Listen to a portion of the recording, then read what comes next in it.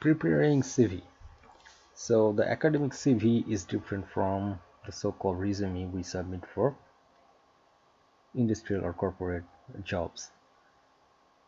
By the way, there is no standard for a perfect CV, because the CV is a subjective thing, and one CV can be good to someone and some other person may not like it that much. But all the good CVs, they will have some common criteria and characteristics. So you should prepare few versions of your CV based on the type of job and job requirements. Probably it is good to avoid the guidelines from recruiting websites and companies. So mainly those recruiting websites and companies, they focus on industrial and corporate jobs, and those CVs are for the PhD candidates are mainly also focused on the corporate careers rather than the academic careers. So I would suggest you should look for the guidelines from renowned universities.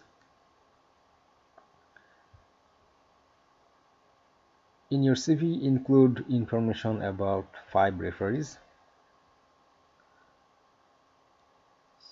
Follow the tutorials or guidelines from the renowned universities. As I said, there are some good guidelines with plenty of examples. For example, if you go to MIT and Harvard, Penn State University, they have very good guidelines including the examples.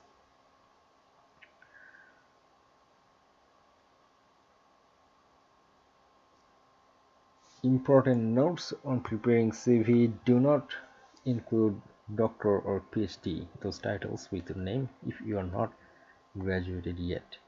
Create personal professional email ID using your last name and first name. For example, first name dot last name at gmail.com, something like this.